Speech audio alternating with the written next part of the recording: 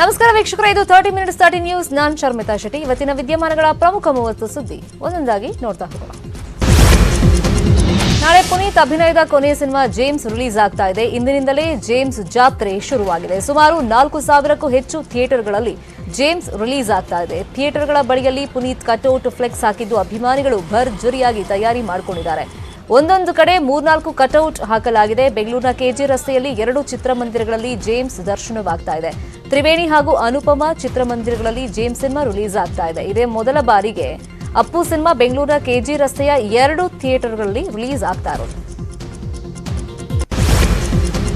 James ಚಿತ್ರ ವೀಕ್ಷಣೆಗೆ Appu fans ಭರ್ಜರಿ ತಯಾರಿ ಮಾಡಿಕೊಂಡಿದ್ದಾರೆ. ಅಭಿಮಾನಿಯೊಬ್ಬರು 17ನೇ ಸೀಟ್ ಬುಕ್ ಮಾಡಿದ್ದಾರೆ. ಅಪ್ಪು ಫ್ಯಾನ್ಸ್ ಜೊತೆ ಸಿನಿಮಾ ನೋಡ್ತಾರೆ ಎಂಬ ನಂಬಿಕೆಯಿಂದ ಅಪ್ಪು ಹುಟ್ಟುಹಬ್ಬ ಪ್ರಯುಕ್ತ 17ನೇ ನಂಬರ್ ಸೀಟ್ ಬುಕ್ ಮಾಡಿದ್ದಾರೆ. ವೀರೇಶ್ ವೀರಭದ್ರೇಶ್ವರ ಚಿತ್ರಮಂದಿರ ಹಾಗೂ ರಾಕ್ಲೈನ್ ಮಾಲ್ನಲ್ಲಿ ಎ ರೋಲ್ನಲ್ಲಿ 17ನೇ ನಂಬರ್ ಸೀಟ್ ಬುಕ್ ಮಾಡಿದ್ದಾರೆ.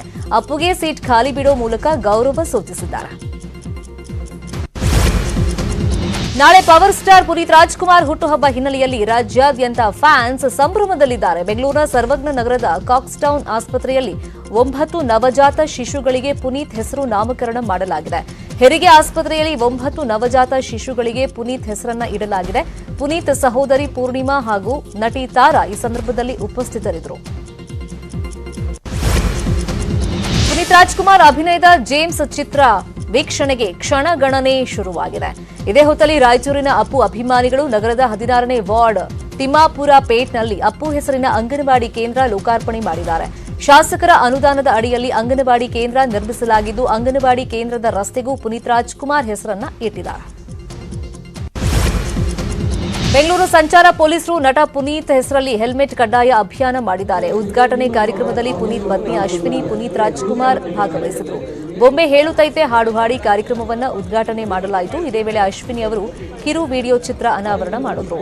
ಗುಣಮಟ್ಟದ ಹೆಲ್ಮೆಟ್ ಧರಿಸಿ ಪ್ರಾಣ ಉಳಿಸೋಣ ಅಭಿಯಾನದ ಮುಖ್ಯ ಉದ್ದೇಶವಾಗಿತ್ತು.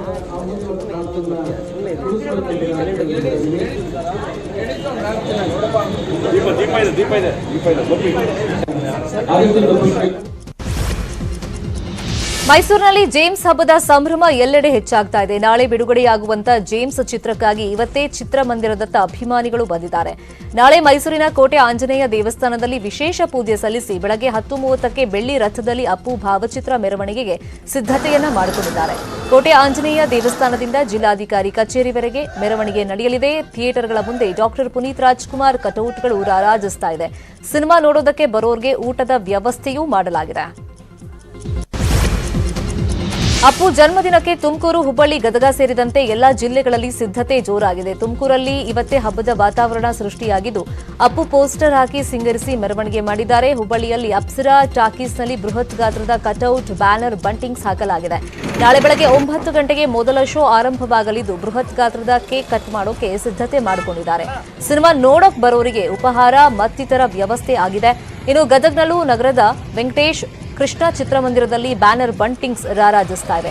ಪ್ರೇಕ್ಷಕರಿಗೆ ಸಸಿ ನೀಡಲು ತಯಾರಿ ನಡೆಸಿದ್ದು, ಸೈನಿಕರಿಗೂ ಸನ್ಮಾನ ಮಾಡೋದಕ್ಕೆ ಫ್ಯಾನ್ಸ್ ಸಿದ್ಧತೆಯನ್ನ ಮಾಡಿಕೊಂಡಿದ್ದಾರೆ.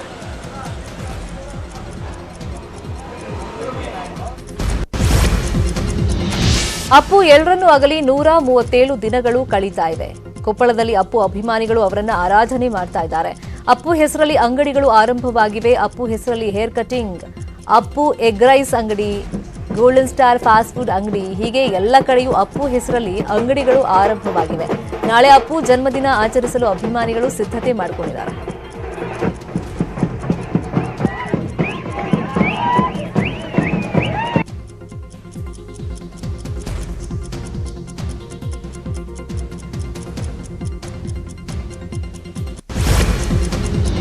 ಶಾಲಾ ಕಾಲೇಜಿನ ಒಳಗೆ ಹಿಜಾಬ್ ಧರಿಸದಂತೆ ಹೈಕೋರ್ಟ್ ತೀರ್ಪು ನೀಡಿದ ಬೆನ್ನಲ್ಲೇ ವಕೀಲರಾದ ಸಂಜಯ್ ಹೆಗಡೆ ಮತ್ತು ದೇವದತ್ ಕಾಮತ್ ಸುಪ್ರೀಂ ಕೋರ್ಟ್ಗೆ ಅರ್ಜಿ ಸಲ್ಲಿಸಿದರು.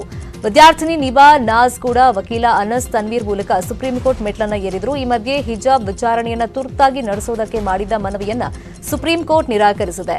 ಹೋಳಿ ರಜೆ ನಂತರ ದಿನಾಂಕ ನಿಗದಿ ಮಾಡುವುದಾಗಿ ಸುಪ್ರೀಂ ಕೋರ್ಟ್ ಹೇಳಿದೆ. ಹಿಜಾಬ್ ಹಂಗಾಮ ಜೋರಾಗಿರೋ ಹೊತ್ತಲ್ಲೇ ಉಡುಪಿಯ ಎಂಜಿಎಂ ಕಾಲೇಜಿನ ವಿದ್ಯಾರ್ಥಿನಿಯೊಬ್ಬರು ಹಿಜಾಬ್ ತೆಗೆದು ಕ್ಲಾಸ್ಗೆ ಹೋಗಿದ್ದಾರೆ. ಈ ಮಧ್ಯೆ ಹಿಜಾಬ್ ಗಲಾಟೆ ವೇಳೆ ಪಿಯು ಪ್ರಾಯೋಗಿಕ ಪರೀಕ್ಷೆಗೆ ಗೈರಾಗಿದ್ದ ವಿದ್ಯಾರ್ಥಿಗಳಿಗೆ ಸಂಕಷ್ಟ ಎದುರಾಗಿದೆ. ಫೆಬ್ರವರಿ, ಮಾರ್ಚ್ನಲ್ಲಿ ಪ್ರಾಯೋಗಿಕ ಪರೀಕ್ಷೆ ಮುಗಿದಿದ್ದು, ಅಂದು ಗೈರಾದವರಿಗೆ ಈ ವರ್ಷ ಪ್ರಾಯೋಗಿಕ ಪರೀಕ್ಷೆಗೆ ಅವಕಾಶ ಇರೋದಿಲ್ಲ. ಮುಂದಿನ ವರ್ಷದವರೆಗೂ ಕಾಯಲೇಬೇಕಾದಂತ ಅನಿವಾರ್ಯತೆ ಎದುರಾಗಿದೆ.